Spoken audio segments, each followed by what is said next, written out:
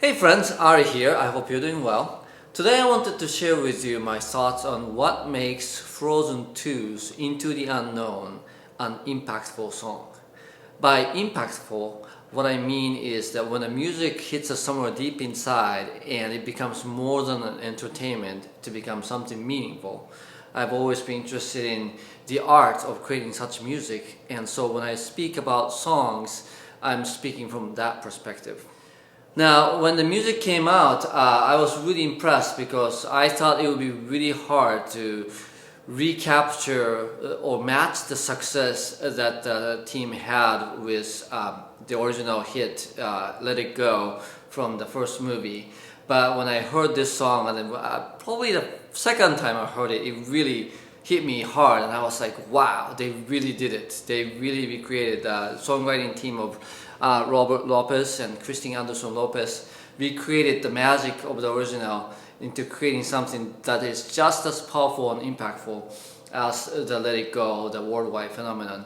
So I was really impressed and blown away by it, and when I especially listened to the Panic at the Disco version, which will be the basis for today's video, lyrically and production wise, and of course I'm a sucker for high tenors, it just really hit me hard. And Let It Go was more of a female power anthem or something like that. So this one had much more universal appeal, and with what I'm going through in my life and everything like that, it really hit me hard. So I was just blown away by it, and I wanted to figure out what's going on here. And as I dug into it, I noticed a handful of master touches from the songwriting team that is put into the construction of the song that really made it such a powerful song. So I'd like to share them with you today. Alright, so the first technique that I want to point out is the big gaps in the melody. So I'm going to play a bit of the chorus on my guitar here, and I'll make faces at you when it's a really big jump. So it goes like this.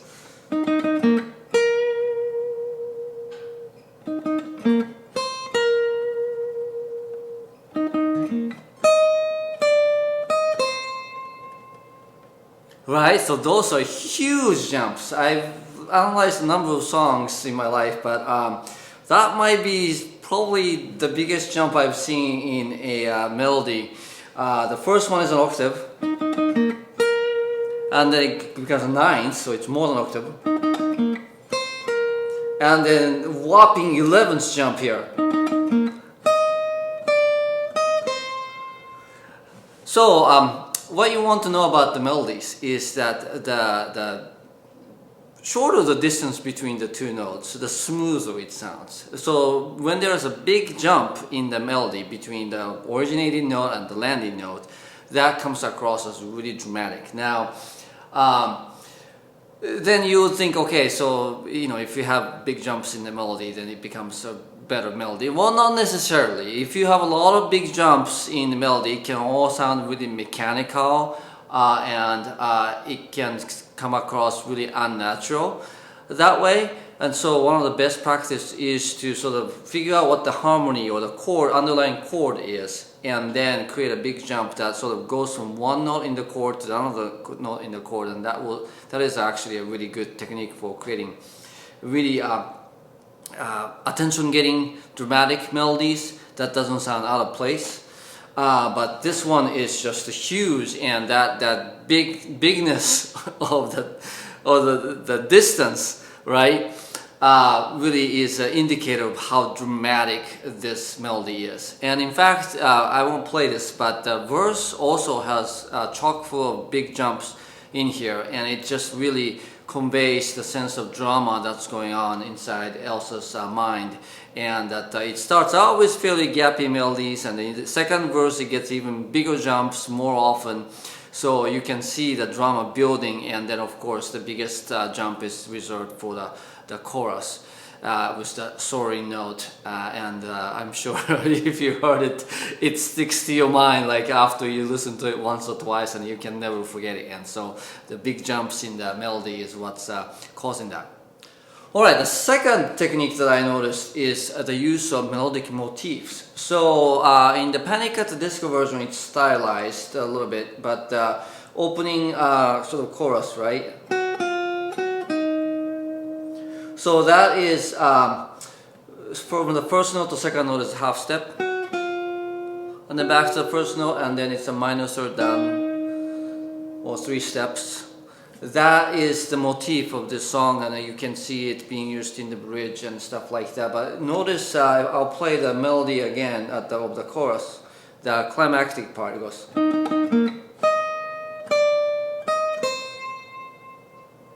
Notice that the jump, after the jump there it goes. So that's a half step, and then down to the third. So it's exactly the same thing as the motif. They took just that bit and turned it into a melodic motif. And I love that move. It's just such a master touch that when you take a piece of the melody and create a repetitive motif around it, even though you may not have noticed that, it just creates a sort of a common thread that weaves throughout the song and gives the whole thing a cohesive feel to it. I'm guessing that they probably looked at that big jump and the melody there and go, wow, well, that's kind of cool. We could just lift it out and create a motif out of that. So anyway, yeah, taking a piece of melody and repeating it and turning it into a motif, a great technique, something that we can all learn from. Alright, the third master touch that I noticed is the mixing of major and minor harmonies. This is something I've seen done elsewhere, and it's always effective in making the song interesting.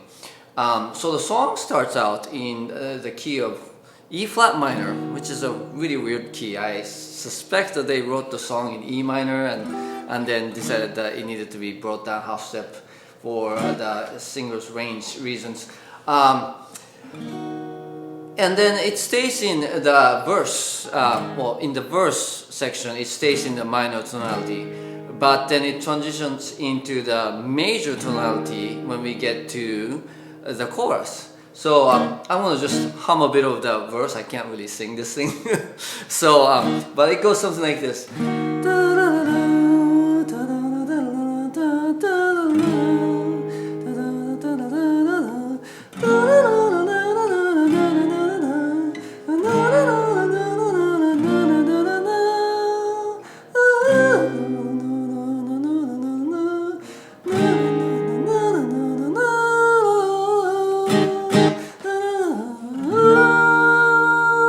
So now we're in the E flat major, right? That sense of arrival and strength in that chorus comes from the fact that the whole part, the verse part, up to the point stayed in this minor key, kind of forlorn and longing, full of longing, and then the sense of arrival happens here.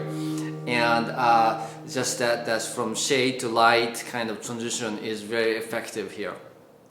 Alright, and then speaking of the harmony, here is something else that is going on in the song that is really interesting. So after going through the verse chorus pattern, it goes into bridge, right? And the bridge stays in the same key, but then there's a modulation, and the song actually goes into an entirely different, unrelated key after that. So again, I'll hum a little bit, right? So to the unknown, to the unknown, to the unknown.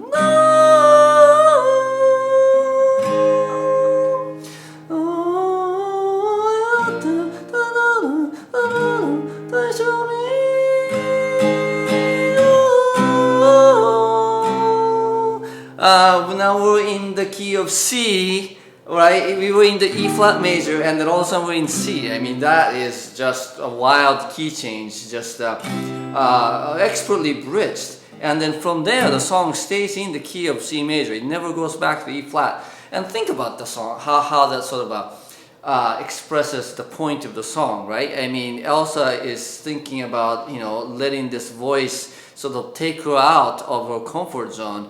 And this is a moment in which she actually ventures out and she's actually not coming back. And that is perfectly portrayed in the harmony of the song. When you look at it, it just goes from E flat minor to E flat major and then to, boom, C major. Wow. I didn't see that coming, and it was a total surprise when I actually looked at the chord, but it totally makes sense, and it's really brilliant how they did that. Alright, that's all I have for you today. Thanks again for watching. If you enjoyed this video, please like, subscribe, or share. And if you really want to help support creation of more videos like this, please check out my original music and or become my patron. Thanks again. I'll see you next time.